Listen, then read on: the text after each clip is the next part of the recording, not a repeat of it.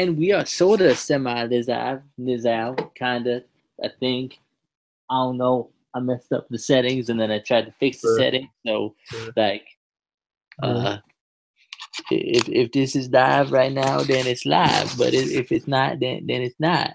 But either way, welcome back to our NXT review for the day that is today, which is the 28th. So just jumping right into the show. Opens up with basically just commentary, introducing Morrow as the new one of the new commentators.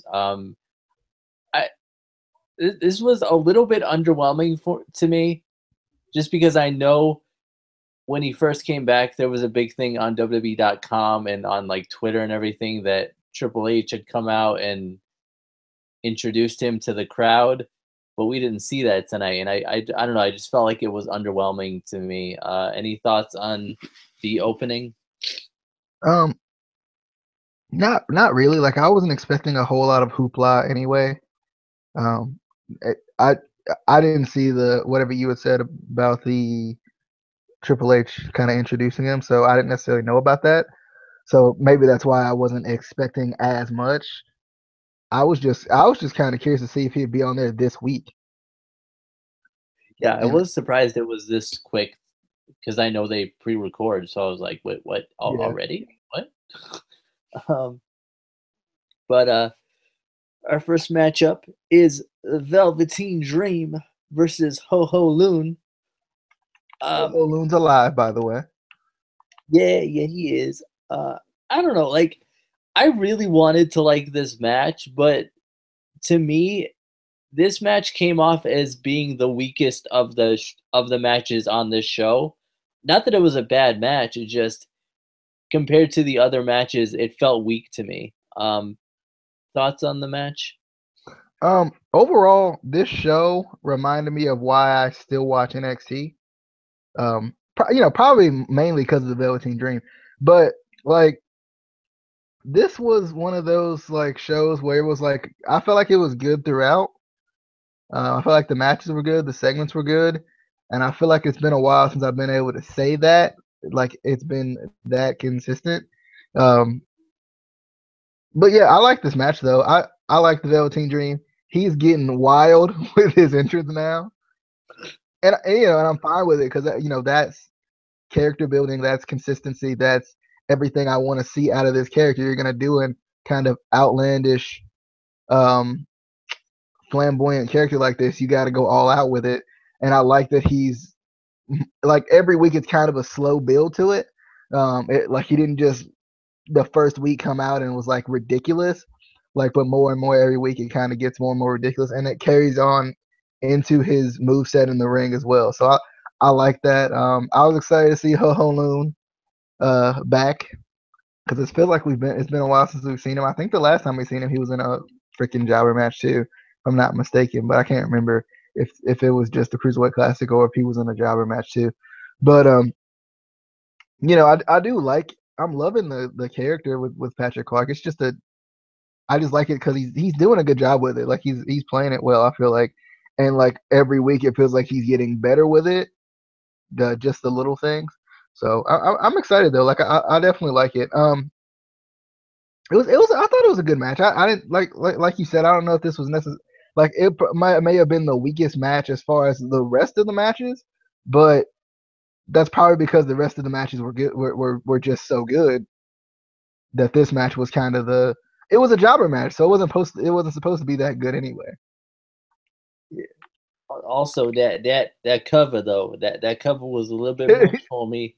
Exactly, but it kind of has to be like it. A lot of what the Velveteen Dream is gonna do, it is supposed to rub you the wrong way, which is weird just saying it within itself. But he was rubbing Ho Ho Loon the wrong way.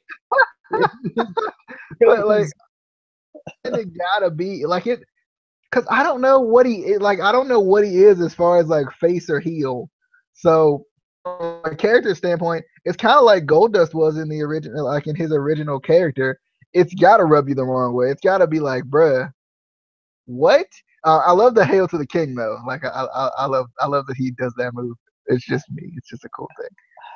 I don't know. There was a whole lot of man crotch in Ho Ho Loon face, and I was like, what did Ho Ho Loon do to deserve this? I know why are they doing that to this man? But anyway, moving on away from that disturbing thought and visual. Why are you still We got visualizing? First off, I'm visualizing Ho Ho Loon with the velvet crotch in his face, and we got a segment basically of Asuka arriving at the arena, whatever, and Nikki Cross jumping on the SUV that she was coming in on. This just something about this seemed weird and off to me. I don't know if it was just the camera that like was awkward, or like Nikki Cross was holding on to the like trying to yank open the door, but nothing was really holding the door. And I'm like, you could just open the door. Like Asuka not even holding it. Like you could just why you it was just weird to me. And then I couldn't stop laughing because the security guards were trying to hold Nikki Cross, and they're like, stop resisting. Stop resisting. I'm like, bro, you're not a cop. Why are you telling her to stop resisting? Like, what do you it was weird I liked it, but it was just weird to me. It just came off as awkward. But thoughts on the segment? no, I definitely liked it when she jumped on the car. I thought it was hilarious. Like Nikki Cross is like as crazy as she is. She's like just a whole bunch of cleavage. I'm not gonna lie. Like she jumped on there and I was like, welp. But I freaking love Nikki Cross though. Like she cracks me up. These little segments that she does is just hilarious. Um, I'm curious to see like especially with the way the match went, kind of how she's gonna continue to build because she even got her own music tonight. So I'm even wondering with Insanity how it's gonna continue to build. Um, but I like the segment though. The little with the her pulling the freaking door open. That was weird. Just because it was kind of like she wasn't really holding the door, so she didn't have to close it back. But I don't know. It kind of goes with that deranged character where it's like she's not supposed to make sense. So Yeah, and I'm glad that you brought up the whole bunch of cleavage because I was thinking it, but I didn't want to be.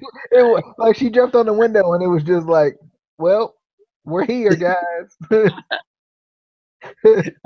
That driver was probably like, do I get her off or do I just look like I don't?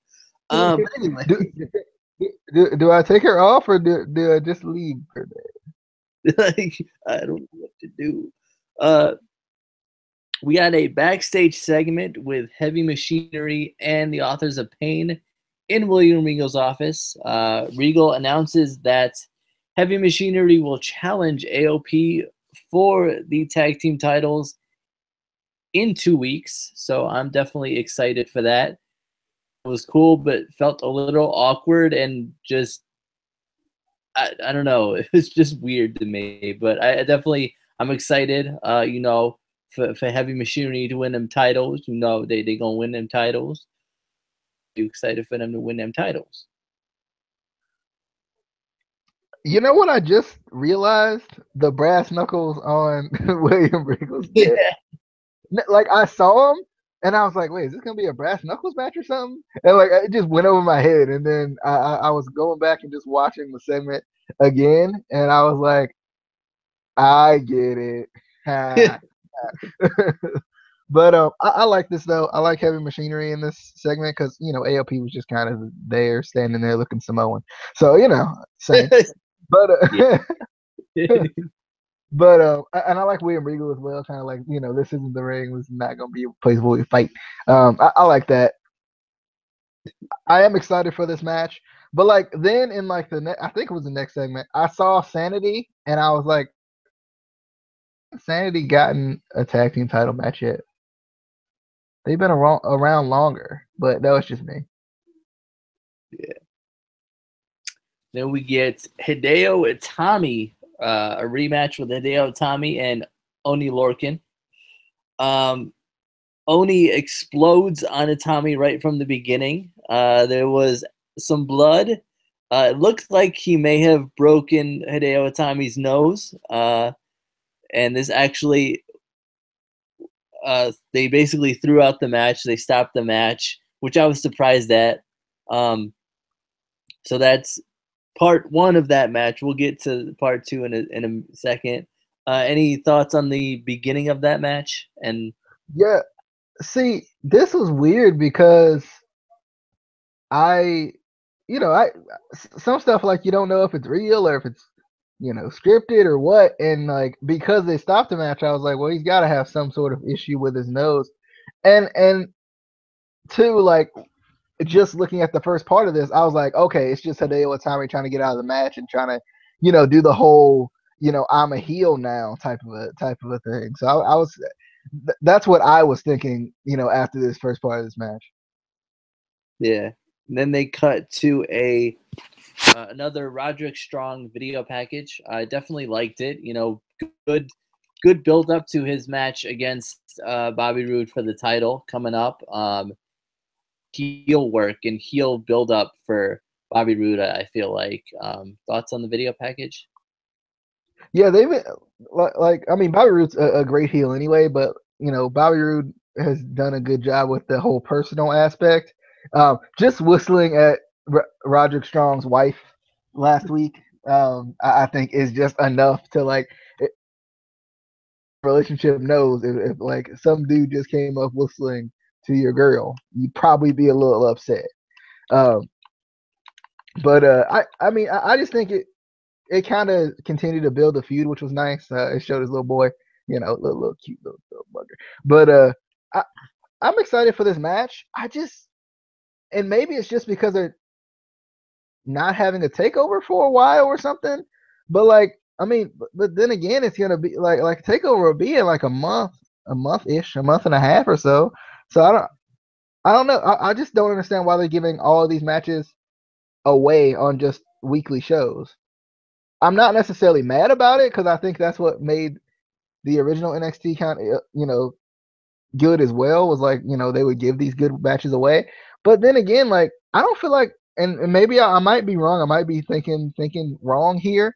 But I feel like before with NXT, like they gave away good matches kind of on the main show, like on the weekly shows, but it didn't necessarily have to be title matches. Yeah.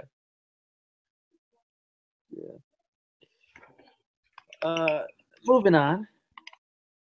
We got Hideo Itami Oni Lorcan Part 2. I personally don't remember really seeing anything like this before, where they and then like restarted that match later on. I thought that was definitely something different. But I feel like it actually made the match even better.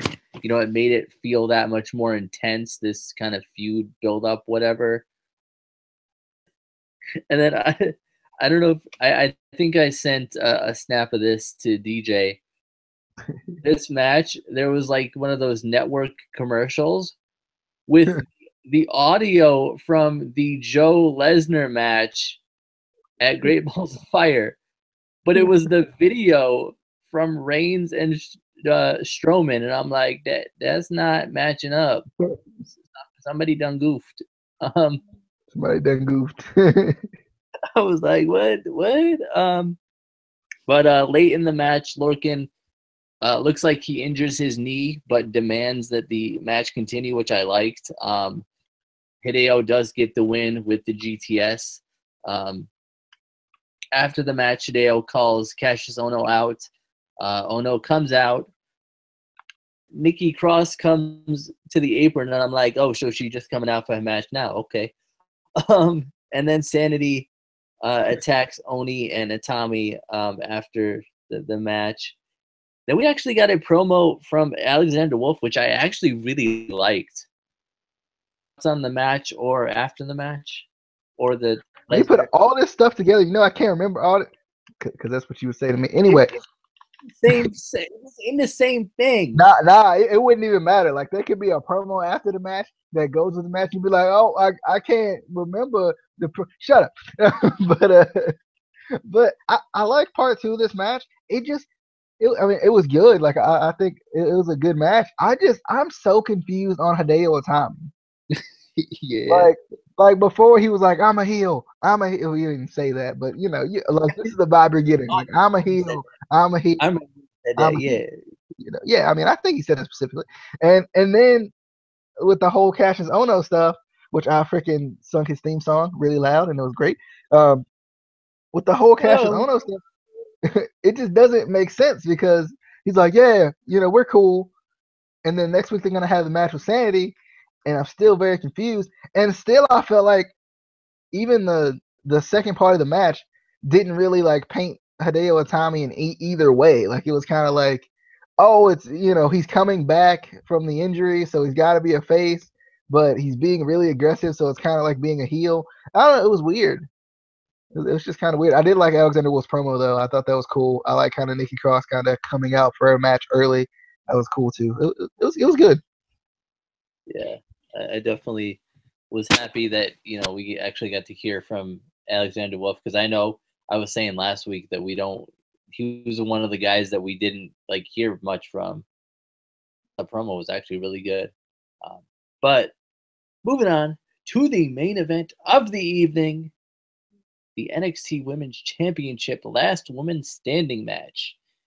Nikki Cross versus Asuka.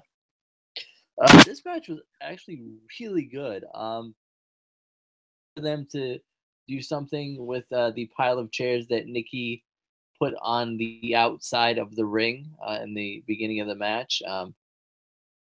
Goes under the ring and brings out a trash can, and the fans obviously chant ECW.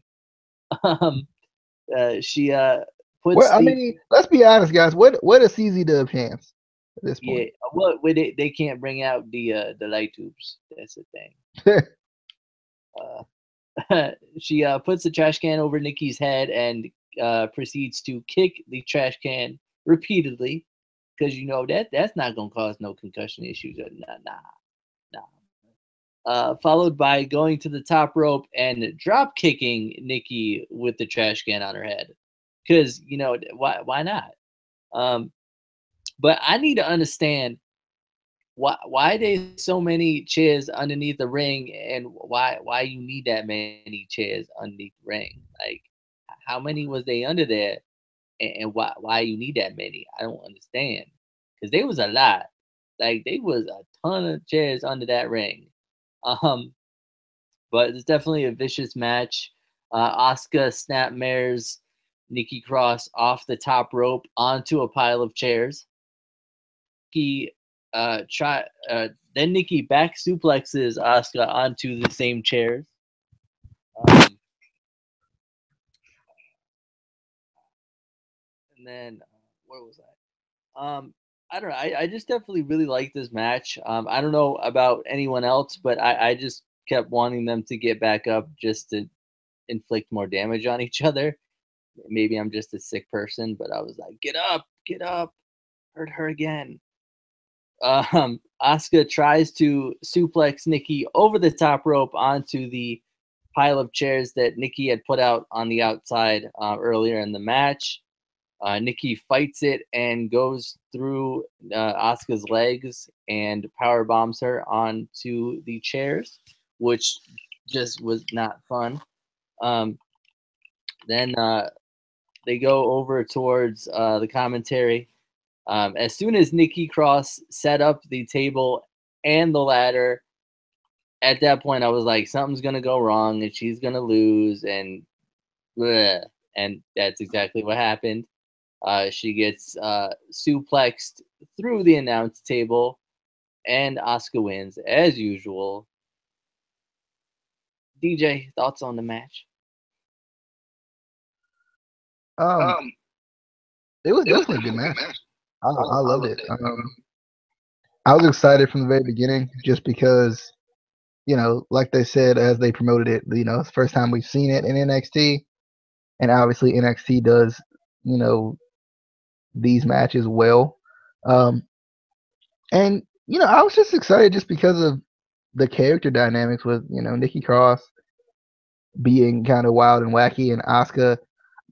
Asuka's more of a technical wrestler, but I think this match continues to prove why she's the best in the freaking world. She can do it all, dang on it. Greatest. Anyway, she all right. She the best. I mean, she got the title to prove it. I'm just saying. Anyway, it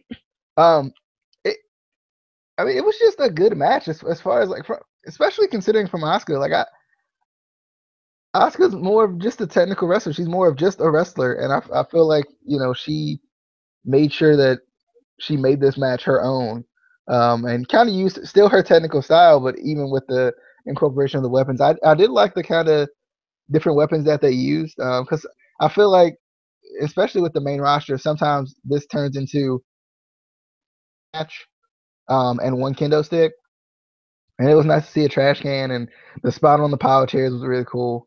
The ladder, obviously, the announce table, freaking the announcers running from the announce table. I and I don't know if maybe it was just me just taking myself out of logically thinking about this match and just watching this match. At no point did I say, or did I feel like this match, like something gave away this match, like you had said. I don't know what it was, and I don't know how I took myself out of that mindset, but I think it helped me enjoy this match even more. Just because I wasn't really thinking about it. I just kind of watched the match, and I just thought it was good. I just thought it was good, and I felt like for some reason this match felt like it could have went either way. I guess because we've seen Nikki Cross going against Asuka, and we've seen this feud build, and we've seen there kind of be chinks in Asuka's armor, but we haven't really seen them be exploited yet, or at least be exploited to the point of a loss. So as it continues to build, at some point, obviously it's probably going to happen from a logical perspective. But I felt like this match just felt like it could go either way, and they did a good job of booking it that way, with Asuka getting up at 9, or 8 or 8.5 repeatedly. It was just a good match. And I like the ending too. I feel like the ending was epic enough. For some reason, I felt like it was going to be a draw and Asuka was going to retain that way. But I like that Asuka kind of found a way to get up there at the end, and continue to prove, Casey, why she's the best in the freaking world. Who's better? Now, see, and nobody.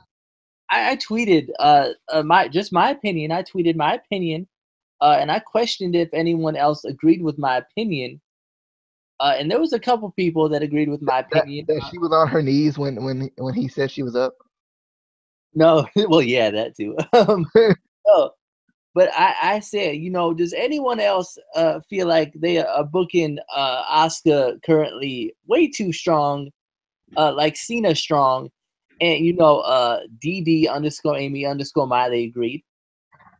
So I'm just curious though, because we only hate Cena because, quote, he can't wrestle.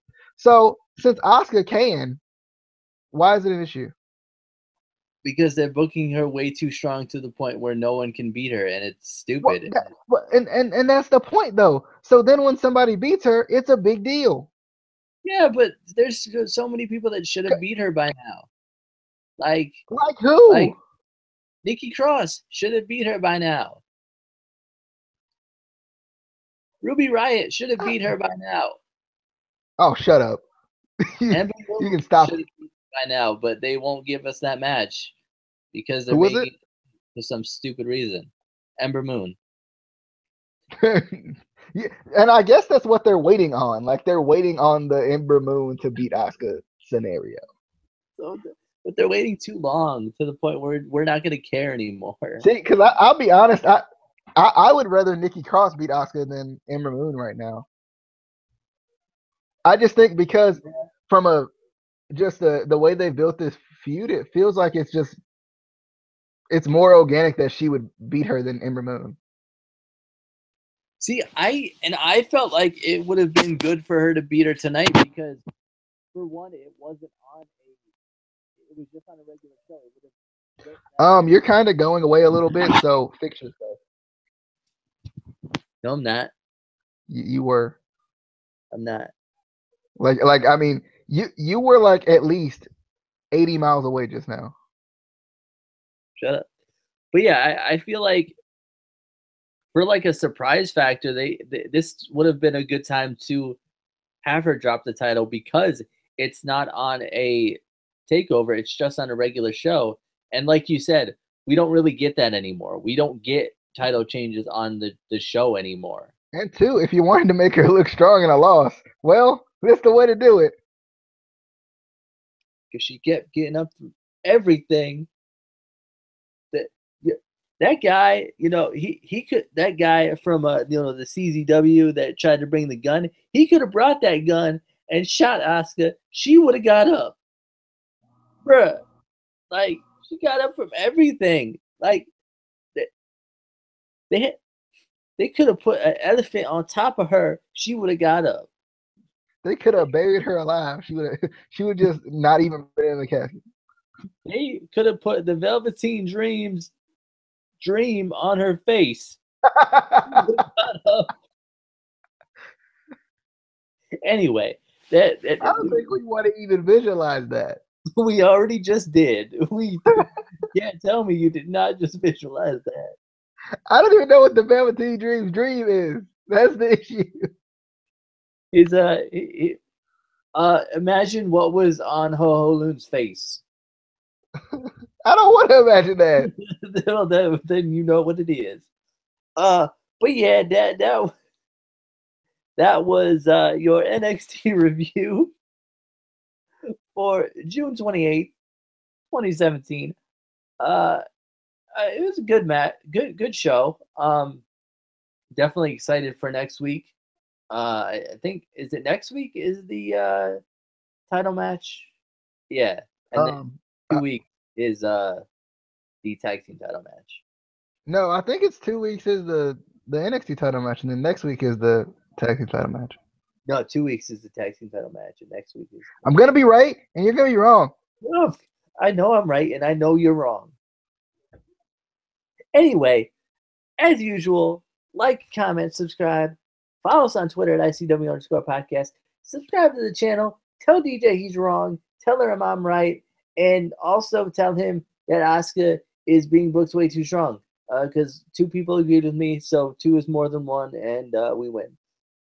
Technically, 3 is more than 1 because I would be included in that. That would be 3. And actually, I'm just saying, we want people to be booked strong, but then again, we don't want titles to be tossed around all the time. But then again, the people being booked too strong, bruh. There ain't no pleasing y'all, friggin' wrestling fans. I mean, we was pleased. We got the modern day Maharaja. True. Okay.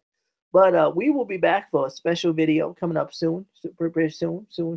But we will see you on the flippity dippity. Oh yeah.